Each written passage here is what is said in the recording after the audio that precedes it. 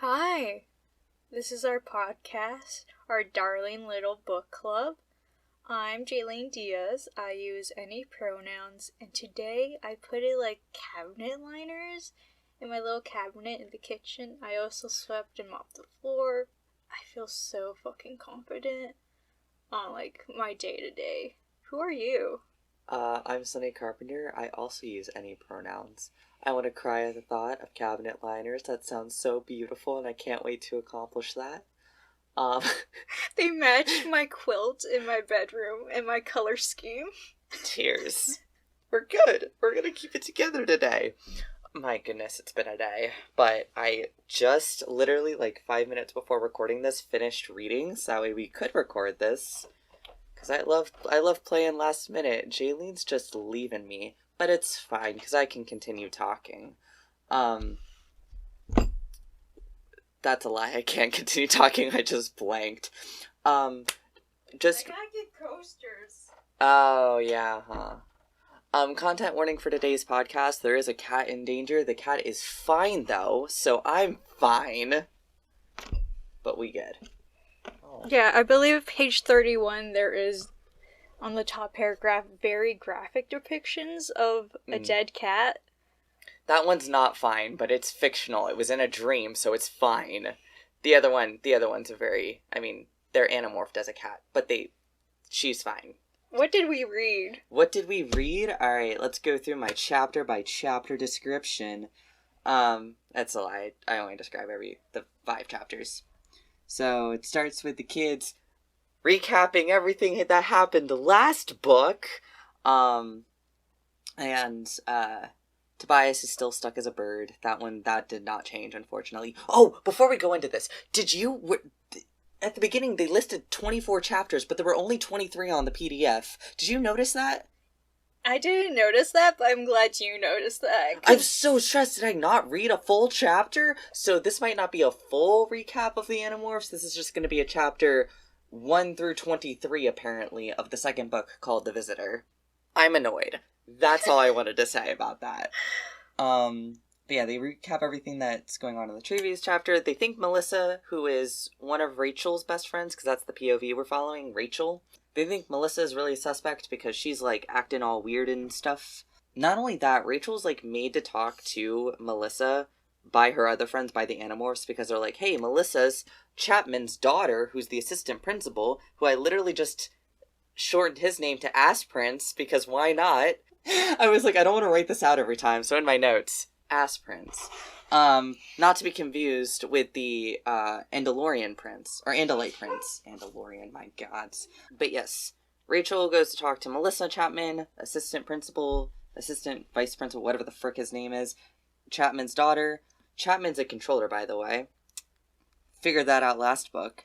And Melissa's acting all weird, so she's really suspect. They make a plan to sneak into Chapman's house because they know he's a controller. They don't know anything about the rest of his family, though. This is where the cat comes in. Melissa has a cat named Fluffer. Yeah, the most important character in this book. The true MVP of this tale. Yes. And Fluffer is an indoor-outdoor tomcat, so keep your cats indoors, folks. That's all I gotta say. Yeah, this was pre that movement. Mm-hmm. They acquire Fluffer's DNA after Rachel turns into a shrew, so that's fun, to lure Fluffer down from a tree. And they have to wait a couple days because Rachel gets all tired from doing that. But when they finally do go back to Chapman's house, Rachel turns into Fluffer and discovers a secret room in Chapman's basement where he talks to the Andalite controller, Visser 3. Through this hollow communicator thing. Visser 3 sees Fluffer/Rachel and orders Chapman to kill Rachel/Fluffer, but then he doesn't because Chapman's like, that'll upset my daughter. Or my host's daughter, my bad. It's not my daughter, it's definitely my host's daughter. So I can't do that. And Visser 3 is like, man, I love cats, immediately. Do you remember that? No, but what? So Visser 3, he, like, does the thing where he swipes his hologram self at the cat. Yeah. And Fluffer, because Fluffer is, like, also in Rachel's mind, immediately takes over and starts playing with Visser 3 hologram. Mm. And Visser 3 is just like, I love this thing. It's a mighty beast. though much too small to dominate this planet. And I'm like, boy, you don't know cats. You don't know cats. But, so there's that. Rachel figures out that Melissa's been acting weird because she thinks her parents don't love her anymore. Kind of accurate, kind of not. What else? Jake turns... this is the other thing, is that they decide to go back to the Chapman's house a couple days later, because they need to find out more shit.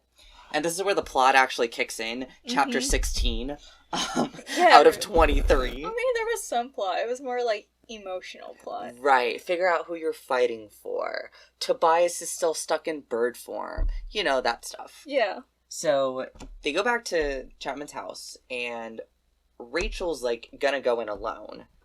But the others are, like, suspicious of her, because they're like, she hasn't been sharing everything. She's kind of been, like, sus. So Jake secretly turns into a flea and hides on Rachel to go down in there with her. Big deal, because none of the other people have liked being small creatures, but apparently Jake's like, being a flea is fine. Being a flea is fine because they're too stupid to think about that kind of stuff. They don't know what danger is. Which is... pretty accurate to, like, insects, I right. feel. But also, ew. Ew, I don't want to be a bug. So the others were definitely planning on that one. So Rachel gets discovered in cat form by Chapman as they... So the thing is about Visser 3 and, like, the other controllers is that they think that the kids, the Animorphs, are all Andalites who somehow were able to get to Earth when all the other ships were destroyed. This is a super important plot point because if they knew that they were human children, they would just be able to capture them, but since they think they're Andalites, they keep looking for Andalites, so that's fun. So Rachel gets discovered in cat form by Chapman and is ordered to seize her by Visser, and she ends up captured, and they take her to the construction site. That's still not done from the first book. Why doesn't things ever get built? This is why. Our bridge here. I know. We're still stuck on the other side of the bridge. So, while she's being captured, by the way, Melissa freaks out. It's like, what are you doing with my cat, Dad? And then the real Fluffer comes by and is just like, yo, I'm being chased by a bird and I'm terrified right now. Melissa's like, what the frick is going on? Real Fluffer? Who's that in the carrier? And her dad's just like, it's a fake cat that somehow got into the basement and I'm taking it to the vet, or taking it to the pound so the real owners can come get it. And Melissa's like, why did you just say that? And he's like, I didn't notice you there. She's like, but I was crying. And so that's a whole scene. Yeah, it sure was. It sure was. Jake pretends to leave Rachel because she orders it because she knows she's going to be taken to the ship and probably killed. Her whole thing is, I need to stay in cat form the whole time and they'll just kill me in cat form and never realize I'm a human. No one knows what happens to transformed bodies when they die, by the way. She could just revert back to human. Who knows? Not yet, anyways. Not yet, anyways. It's also established that there might be, like, a limit to their transformations. Yeah, they mention that. They say, like, oh, maybe you can only acquire so many animals' DNA. And at first I thought they were going to hint at that with Rachel having such severe nightmares after being a shrew. But then Jake comes in and is just like, I also had bad nightmares, by the way. It's fine. It's normal when you're, like, a prey species instead of a predator one. And I'm like... yeah, sure. This trauma is completely normal. Yeah. These kids have so much... yeah. to unpack. Yeah, so they go to the construction site. Rachel almost gets turned over. We find out, this is something that I wanted to write down. So I wrote down the others Deus Machina this bitch, so Rachel's fine. But the Taxons are cannibals? Oh yeah! Yeah, that freaked me out! Yo, that freaked me out so bad. Oh yeah, especially when they said he was still alive as they were eating him, and I was like, no! That's fucking gross. It was the most grody thing. But yeah, that was like the whole synopsis. So what do you think about the Taxons being cannibals? That was my first question. The worst thing. The worst plot point. How can I phrase it? This has progressed and deepened the plot in a way that I didn't want it to. Yeah. But thank you. Thanks for bringing it up. Yeah. How do you feel about the change in perspective? Because I loved it. Especially, like, last episode, we were like, oh man, I wish they would flesh out Rachel. Right? And then they immediately gave us Rachel's perspective. I still don't think it was fully fleshed out. I loved the change in perspective. I wish, like, we found out her parents were divorced. We found out she has 2 little sisters. We found out a bit more about, like, what makes her character interesting, who she's fighting for. But I wish they had gone more into, like, what does she do besides gymnastics, you know? What are her interests? Because we found out a bunch of Jake's crap, but we didn't find out a bunch of hers. And that's, like, what I wish would happen. I assume that we're going to be going back and forth, so we're going to find out more. Mm-hmm. Like, I do like that it's mentioned that she does gymnastics for fun. Because, like, that's key. That's, She's also kind of a thrill seeker. I know. She, like, you know, you gotta ride the thermals, as Tobias says. Yeah. Also, I was kind of sad that they made mention of, like, oh man, what if I could, like, edit my haircut when I'm morphing back? Yeah. And then it turns out, no, you can't live that trans ideal life. No. Tobias did, but no. No, yeah. I also, did you remember the part where Tobias is just talking, like, yeah, you know, flying's great, but there's also, like, you know, kicking back with a Coke and chips and something good's on TV and you can stay up late because you don't have school the next day. I was like, man, what a vibe. The ideal. I do want to also make mention, because, like, to me, I really did like this book in Rachel's perspective of how she was, like, she had a distant friend that she was trying to reconnect with, even though, like, underneath it all, it was like, oh yeah, we're Animorphs, the world's ending, whatever. Right. It was still, like, somewhat relatable for, like, I feel like a middle schooler, and even nowadays, being in a pandemic, and how it's kind of hard to reach out to, like, people you haven't seen since pre-pandemic. Or, like, even, like, people that you might see, like, I mean, I'm a really bad friend. I struggle keeping in contact. But I think you're right, like, this is exactly what middle schoolers end up going through, and I think that was so cool and timely, but it's also, like, that's pretty relatable to anybody. Yeah. Not so much the whole, your dad's a mind controller because your mom got in a cult and then she wanted to trade you off, but then your dad, you know, man the fuck up and was like, actually take my bot instead. Yeah, that is true. That's not, but it's also, it's relatable because at first when Melissa was freaking out and, like, tried to explain that, you know, what was going on with her parents, she choked up. And at first I thought she was going to say her parents were getting divorced or something. Like, Chapman was a controller, his wife's not, and that's going to cause, like, some sort of divorce. But then it was like, no, she really thinks her parents don't love her anymore. I know, because they're so distant. I know, and, like, they said, like, oh, he's sitting on the couch, not listening to music, not watching TV, not doing anything, and the mom's doing the same thing. It's like, I wonder if that was something that was normal in Melissa's life. It's just to sit downstairs and just be watching TV and stuff, or with her parents, or listening to music and stuff with her parents, and how they just don't do that anymore. And she's like, what's going on? Right, because she don't know anything. She might just be like, oh, is this like an adult thing? Right. Are they just going through, like, a depressive episode? Right. And, like, it's been months for her, so it's, like, she says, you know, they don't love her anymore, or what she did wrong. I was just like, man, I can't with this. It just reminds me of those old-timey ads where it's like, have you hugged your child today? Right. Oh my god, back in the 90s when commercials taught you how to parent. It's 10 p.m., where is your child? That, man, those commercials are the reason I have a curfew. I never had one, but that's because I was a dork and my parents are punks and... Yeah. Oh, can we also talk about how there was sexual harassment in this book? Freaking correct! Twice they mentioned, like, these high school or college-aged kids that were being dorks, and I was like, okay. The second time I was like, I'm going to kill a man. Right? Like, when she was, like, being tailed that one time? At the very beginning, I wrote that down, actually. I didn't say it because I was like, oh, it's not going to be useful to the synopsis, but yeah, Rachel tries to walk home by herself and gets harassed right after, like, this, like, in the first couple of chapters. I know. I mean, it's happens, but still, holy... I know, she's supposed to be 13 or something, too, so I was like, I have a 13-year-old sibling. I will kill someone. Gosh, that was so, ugh. Men are disgusting.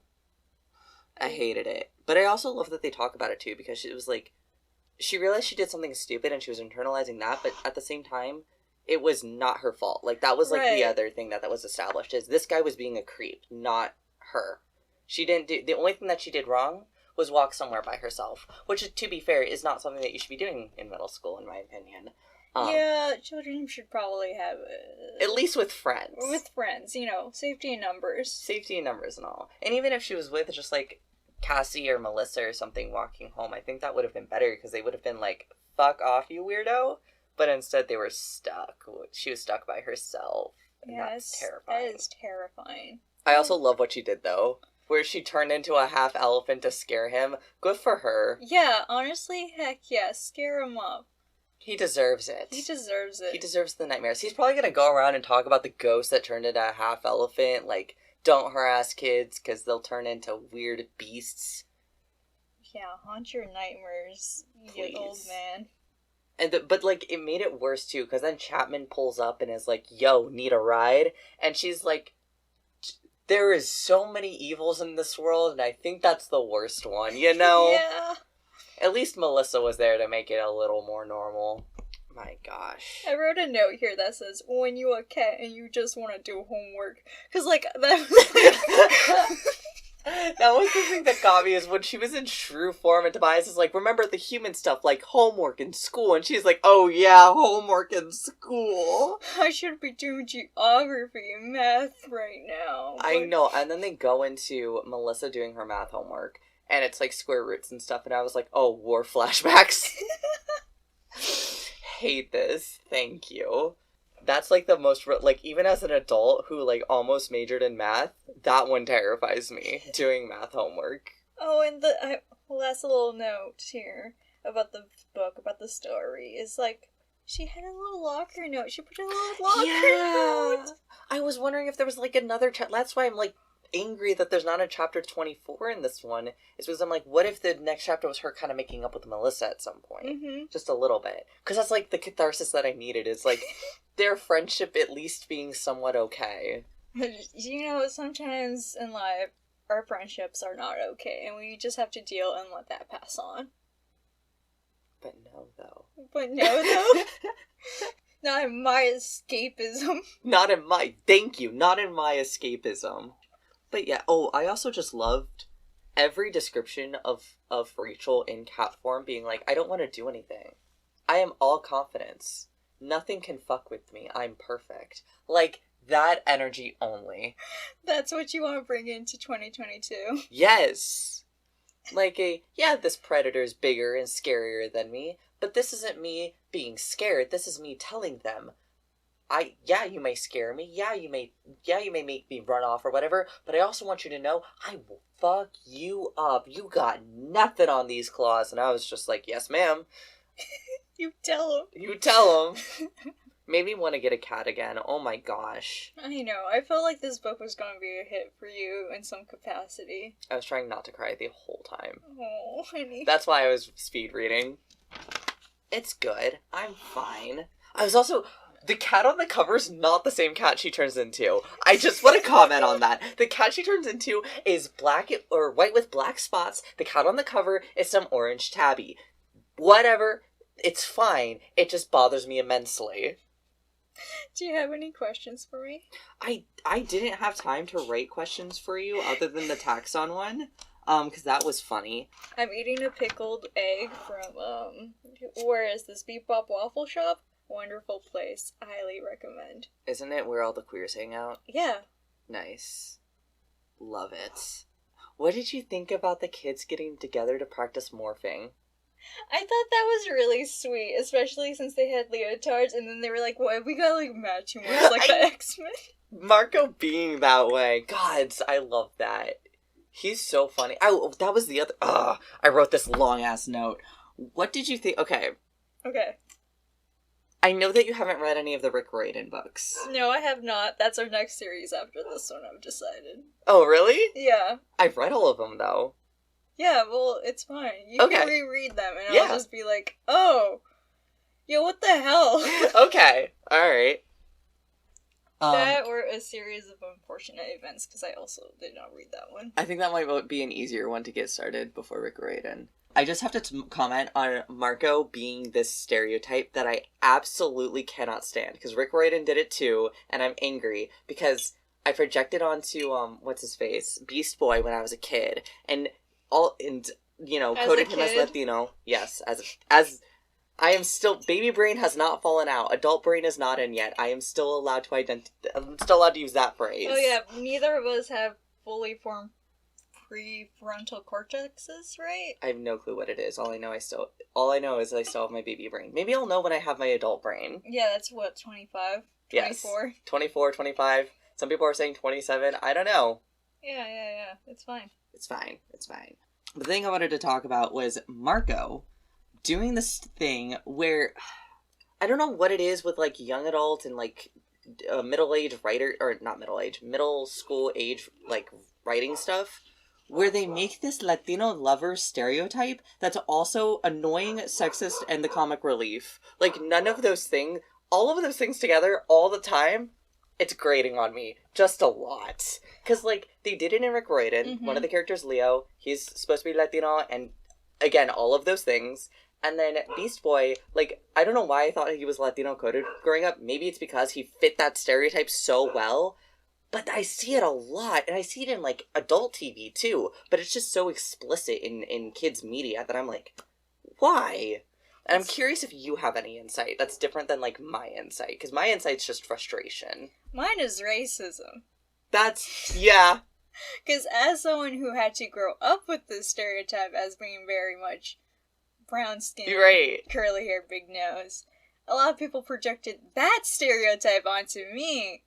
Well, that's my grandmother straight up told me don't marry. Like she's Puerto Rican. She's like full-blooded Puerto Rican. She told me don't ever go get with a Latino man. That all he's gonna do is cheat on you. Like where's that coming from? God, I hate it. It's racism. That's where it's coming from. But where? And to go deeper, machismoism. That's fair. You know what? That is fair. It's just I noticed it in this book too, and I was like, I don't like this. Oh yeah, it sucks. It's definitely, because, I mean, that's what turned me off from, like, the Rick Riordan series initially, like, when I first started reading the Heroes of Olympus, is Leo's character was introduced, and I immediately hated him, and I was really annoyed by that. I mean, I immediately hated him, but I knew I would end up loving him, and I hated that. And that's what's happening with Marco, is when he was introduced, I was like, I hate this character because I'm gonna fall in love with him, but he's the stereotype that I hate. I don't know what to do about it. I mean, I could write a strongly worded letter to all of the ghostwriters of the series, but little that's gonna do now that it's published. Now we just have to look back and be like, yo, that was fucked up and stereotypical. Could we progress from this? To future writers, please stop this trope. Any variation of Latinos being the comic relief, the lover, or annoying and sexist, any of that stuff, if you're applying it to a Latino character, you're doing it wrong. I mean, one or two of those things I'll pass because people are allowed to be awful. Yes. But all at the same time. Yeah. And it's worse because, like, he says, because one of the first comments that he makes is, he makes a joke about, like, having bird vision would be awful, right? Cause, you would, because you ever see a woman from far away, and then you get close and you realize she's kind of a skank, and I'm like, sir, that word does not mean what you think it means. But the fact that, Rachel or Cassie called him out both immediately. of them were on it. I was like, good for you! And the worst part is, I'm fully believing that Rachel and Marco are going to end up together at some point. And that's the most tragic thing. And it's worse, because I was just like, Rachel and Tobias, if Tobias hadn't turned into a bird, the way she talked about Tobias this whole freaking book, they would have gotten together. If Tobias wasn't totally coded as being very gay. I love this. This is so great.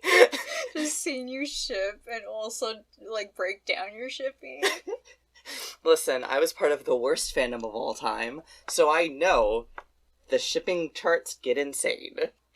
I'm gonna ignore the shipping charts. Man, I'm resisting the urge to say fight or flight words for you. I know! It's been established. The ones who know and have listened to previous episodes know. Yes. And I apologize in advance, because I am gonna slip up. What did you think about, the holo communication? I thought it was cool. I like me some holographic projectors. How do you think they're communicating, like, their voices if they don't have mouths through the holo communicators? That was, like, my, like, trying to math it out. It's just vibrations, guttural noises.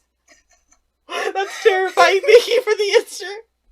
You asked. Yeah, that was my mistake. God. It's like a drum just dong, dong, dong, dong. Okay, I have to ask, did you like your assistant principal growing up? You like your vice principal or whatever? Like elementary school? Yeah, elementary to middle. Okay. Yeah, all mine were cool. They like sing songs to us and stuff. Man. But then again, I never got caught. That's fair. I never got caught either. None of them liked me though. I think they just I was at Catholic school for so long, I think they could just smell the queer and knew I was gonna be a problem. You're a problem. This is true. But I was gonna ask about Chapman, because I'm like how scary is that to see like a person that you're already kind of I don't know, not cool with? Like an authority figure having more like of an edge to. Right. Like, man, they had some humanizing moments for him. Yeah, this book really humanized Chapman. Didn't he die though? No. Oh, I thought he died. Did he die? I gotta reread the last couple chapters, because I thought he got away. He peeled out of there, remember? Oh, okay, cool. So he barely made it out. Oh, yeah, he was totally gonna die. I feel... Can you imagine you reading the next book and being like, wait, Chapman's still alive? That would have been the whole conversation. Yeah. Just me freaking out like, wait, he slipped out? How'd he get out? He was told to leave. Oh. I think that's one of the things about this book is I don't think they're gonna show us any like dead humans until way later, because they did mention that someone died, but we don't know who she is in that like hollow communication stuff. I mean, didn't people die in the last one? Did like they cops? die? Oh, cops died. That's right. I love how you're like, no humans have died yet. Are they human? Genuine question. They're a bunch of biggos. Yeah. Oh, okay. This one freaked me out. Okay, so transforming into a flea, right? They said that they didn't really have a fear idea. I did not care for that. I did not care for the bugs. You didn't care for the description of, like, not knowing things, just experiencing warm, cold, and blood? Those are the only... yeah. No, thank you. I actually loved that. That made me very happy. That made you happy? Yes, because it's accurate to how bugs experience the world. They did it right. Sony, you have problems with body horror, and you're telling me this is where you're like, yeah, it's fine. It's because it was more robotic to me than it was to, like... It's like, oh god, it's like how computers think in binary. Like, it was satisfying. Okay, yeah, that makes sense now. Jailene is so repulsed by me right now, just saying. Sony is a dork, and this just further proves it. This is, yeah. Man, I also loved that we literally got nothing from Jake. Like, there was no characterization other than, Jake's my cousin, and he's cool, and he's my comfort person in all of this drama, and I'm like, that's great! And then she does not bother to characterize him at all. And I'm like, Jake did the same to you, don't worry. I know, it's a mutual feeling. I appreciate it. Yeah. And then she also didn't characterize her siblings either. So I'm like, maybe it's just like the family way of writing, where they're just not gonna go in descriptions about their family members. Yeah, that's fine. Yeah. But I want to know more about Marco's dad. That's the thing, is like, if the next book has Marco narrating. Because, like, Marco's dad has been through some shit. Yeah. His mom just disappeared. I thought she died, because in the first book they said she died.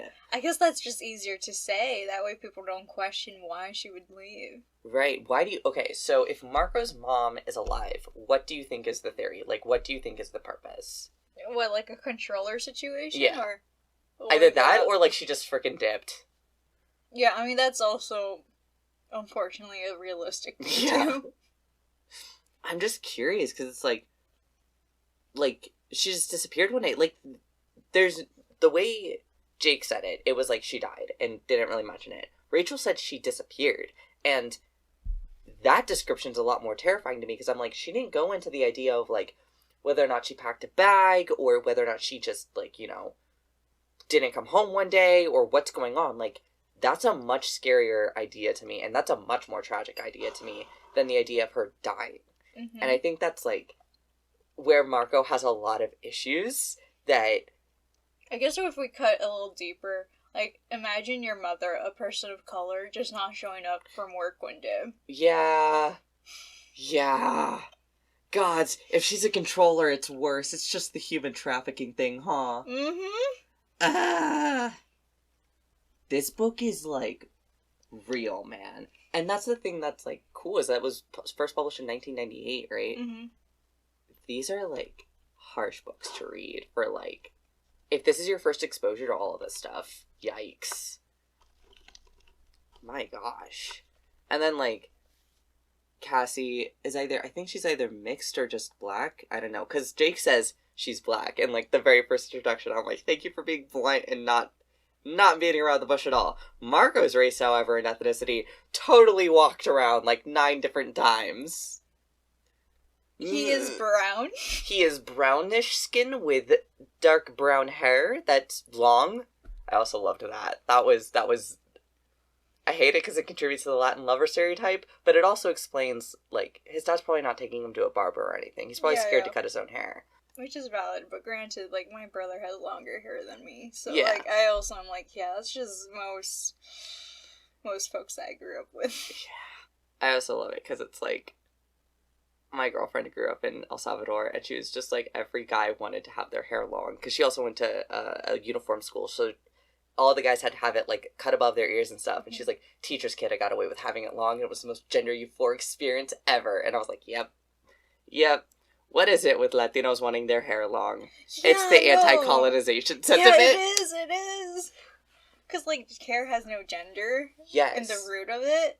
And so then the colonizers came and were like, oh, let's genderize hair. I know. Not only that, like, the idea of, like, in some cultures, long hair is part of the masculine gender. And so cutting it is demasculinization. I don't know. It's a really interesting concept. I really like Marco's character, and I hate that he's just this stereotype. I want to get more to his character, you know?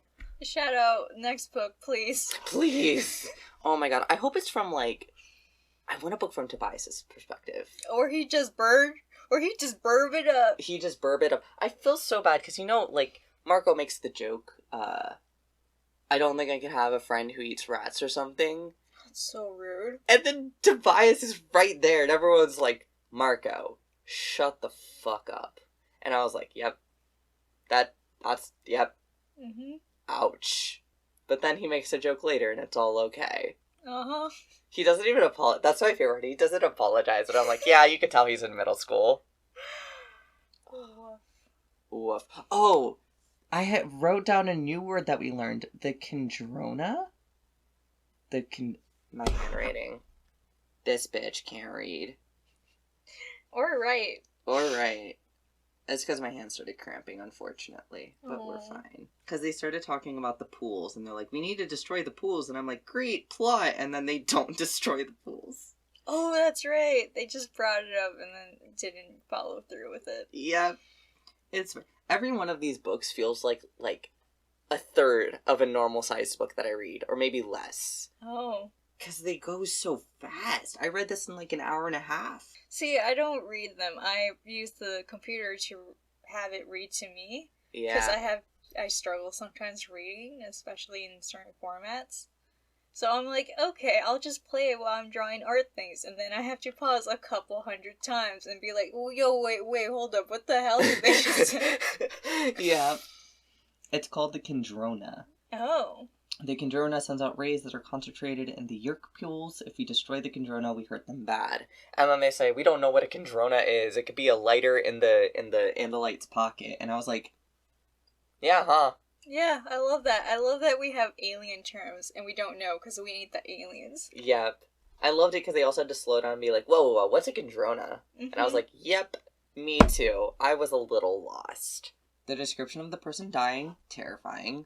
Because there is the description of Visser 3 killing one of the designations. I didn't write down any of the designations for the Yerks. Because they're all like 115, 226 or whatever. And I was like... They're all like numeric. And I was like, really? Really? If we ever want to show that a society is bad, just reduce their population to literal numbers.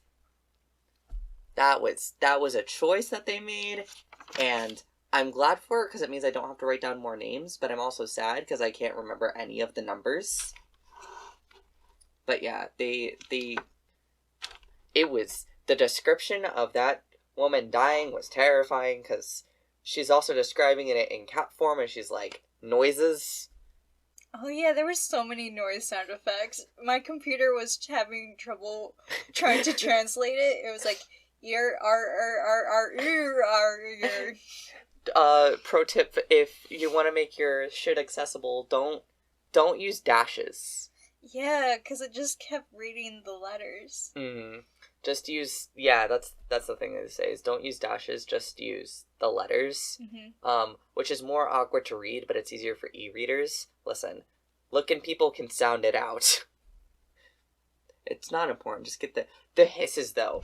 The way they wrote the hisses. I gotta find one. It's gotta be the best. While you're looking, do you want to talk about your newsletter? It's being delayed. That is completely fine. It's gonna be delayed until June because I have to focus on school, unfortunately. But they write the hisses so weird because there's so many H's, but that's not how a hiss sounds. It's all S's, right?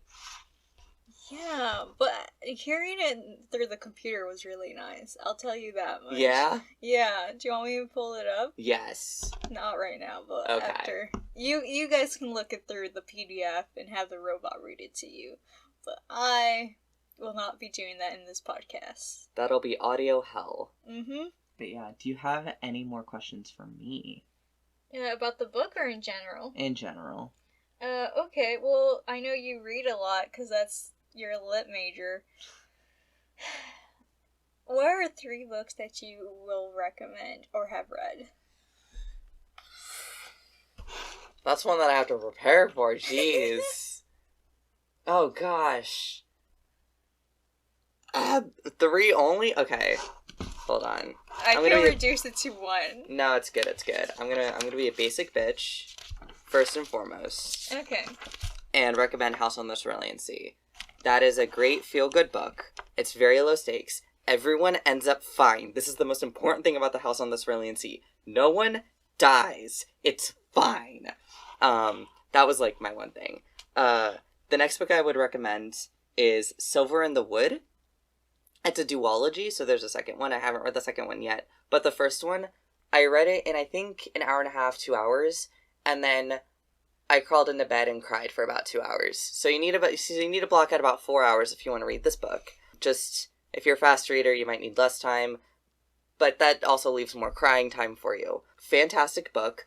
I don't even know how to describe it without spoiling anything. It's really short. It's only like 100 pages. But yeah, I cried so much. Just, the ending was so beautiful, and I don't think I can ever top it, which frustrates me greatly. And then the third one, I don't know. I really don't know. Because I don't want to recommend something super long, but... Just do it. I know. Shout out to you long readers. I envy you. Yeah, if you ever want to read the King Killer Chronicles, another basic bitch book recommendation. Pat Rothfuss is killing me. I hate him with a passion because he has not released the third one, and he also has written something that I can never hope to achieve. It's his prose that kills me so much because I'm like, you've mastered it. You've mastered what fantasy prose is supposed to look like. You did it. I can't write anything without wanting to copy you now. Thank you, sir. My hat off to you.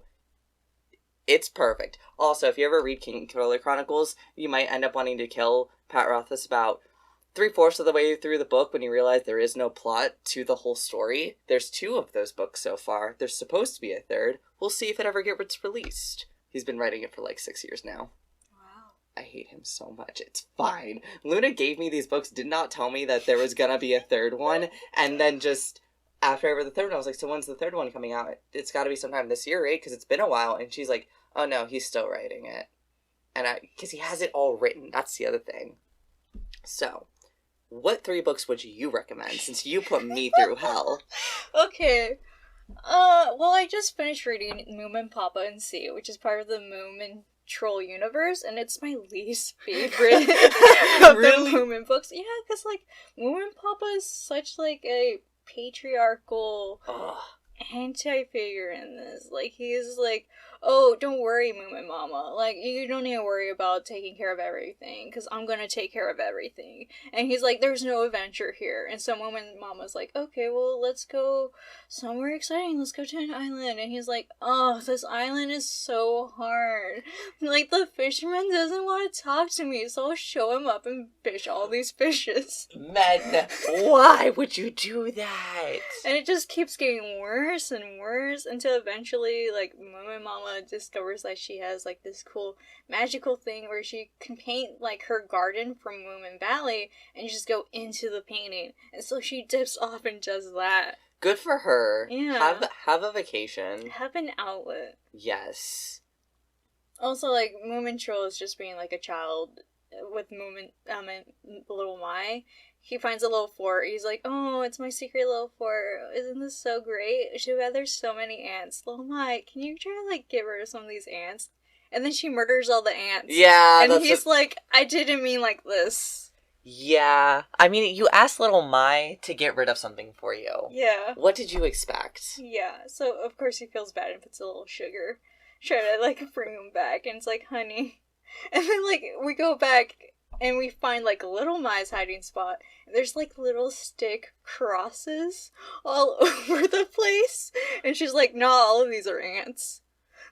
She crucified the ants? No, like, headstones. Oh my god, thank the gods. I was so concerned. Yeah.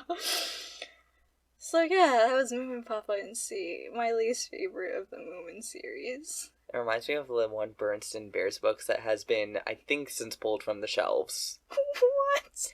It's because it's like Papa Bear or whatever gets really angry and starts smashing stuff.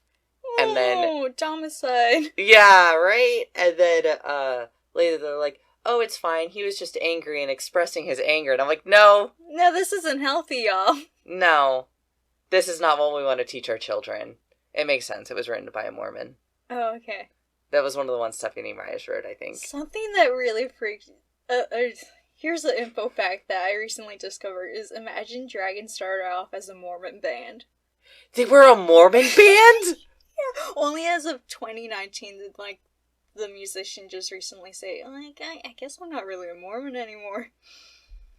This is terrifying. The only thing I knew about how Imagine Dragons started was that they were commissioned to write music for the Spider-Man musical, which opened on Broadway and then closed within a month or something. I don't know if it even opened on Broadway. And Radioactive, their peak song, the one that is literally the biggest banger, was originally titled Radioactive Spider and had the lyrics Radioactive Spider in it. And then they cut it out in order to release it as in their album, which most of that album was part of the Spider-Man musical. I cannot listen to any of those songs anymore without thinking this was supposed to be in the Spider-Man musical, and we were robbed of it, and I'm very angry. Oh, this is wonderful, thank you. What else have I read? I know, I was gonna say you have 2 more books. Yeah, I am currently reading the sequel to the Howl's Moving Castle series. Which is called, I believe, Castle in the Sky. And so far, I'm 90 pages in, and my dumbass wizard, isn't even in this book yet. Okay. Instead, I get, like, racist caricatures and stereotypes of, like, Middle Eastern men. Yeah. Like, it's a flying magic carpet. And it's like, this is awful. I hate this, actually. Yep. So I might just, like, dump it into, like, either the book exchange here or over in, like, a free library. I'm also currently reading Oron High School Host Club Volume 1. Do you have the whole series? No, I just have this one and the second one. I read the second one first. Oh, heathen. I've seen the anime. It's fine. No, the manga's different. It always is. I want to read that when you're done. Yeah, I'll give you the first 2, which is all I have. Yep. I also finished reading the Nerve scene that I was a participant in. Yeah. Oh, I still want to read that from you too, because I want to read your stuff and see if I can't spot it again. Yeah, I mean, it's just comics. I only really submit comics into independent publishings, but it's fine, because this one is the second issue of theirs that I appeared in. and they are internationally based. So Nice. I'm internationally independently published. That is so cool, though. I remember know. the first time I read a zine that you were in, and I forgot you were in it, so when I was reading, I was like, man, this looks just like Jailene's style. I would be really shocked if, like, I was, like, between the character design and just the style of it, I was like, I'm pretty sure this is Jailene's. Did I forget something? I read it, I was like, oh, there it is, there's your signature. Yeah. I was like, it blasted me for a sec, because I hadn't read this comic that you'd written before either. But I liked it. I thought it was cute. Which one was this one? I don't remember. Awesome. I love that. How many zines are you published in? That's a good question. It's more than 4. Oh my god, that's awesome. Because, let's see, there's Wizards in Space, the 2 zines from Nerve. There's the Shark zine. I believe there's the Art School zine. I'm probably missing a couple more. But, like, those are the major players here. Yeah, see how, like, I did that plug for you? Oh, the way you do the plug for me. Yeah, look out for my stuff. Yep. My stuff isn't out yet. Oh, I'm streaming on Twitch, but that's it. Yeah, when do you stream? I stream Mondays in the afternoons. Pacific Standard Time, it's 4:30. Everywhere else, it's a different time, so you're gonna have to figure it out. Yeah, that's on you. But the streams are luckily up on Twitch. We're streaming Mass Effect right now, although we might be done by the time this podcast comes out. Streaming Mass Effect, we're almost done, and then we're gonna splice up the videos and put them on YouTube for y'all to watch. Oh, thank you. I love it when y'all do that, because that's how I ingest Twitches and streams and whatnot. Yeah, that's what I've noticed, is most people who watch Twitch streamers don't actually watch the stream, they watch after the stream. Yeah, I could pause and come back to it. Yeah, exactly. And then they get really into it and start watching it live, which, you know, we have probably, 120 hours worth of backlog to cut through and put online. Still haven't done it. Yeah, you're so busy. I know, it makes me want to walk into the ocean. That's not hard out here. You just go through Alki Beach. Yeah, either that, or I just want to be trapped in an elevator until I turn to bones. That's the dream. That's morbid. Sorry. I mean, I feel like it's appropriate in the Animorph podcast. I know. There was something I was gonna say and ask, but I don't forgot it. I made kombucha today. We'll see if it, makes good. If it makes friends with itself and creates a SCOBY. Yeah. Yeah. That's the hardest part, though, isn't it? Yeah. Raising a SCOBY. I just need a SCOBY. They're so ungrateful. It makes you want to quit all the time. You know how parents talk about their children. A SCOBY stands for symbiotic colony of bacteria and yeast. If you didn't know, that's what SCOBY stands for. Thank you. I did not know that. Yeah. I was very curious, actually. I've always thought that SCOBY's a weird name, isn't it? Yeah. I feel like I learned that in high school biology, and then I forgot everything I learned in high school biology, including everything about cats, apparently, as the Animorphs has taught me. How accurate is these books? I have no idea. I have to look up animals in order to know how accurate these are. I also love that they continuously describe Cassie in her horse form. That is... I don't care for that. It's the worst thing about these books. Forget everything else. Forget the racist stereotype that Marco is. The fact they describe horses at all. What an utter crime. I know, right? I wish in this universe horses just didn't exist. It'd make it easier. Any last things to say? That's disgusting. That is disgusting.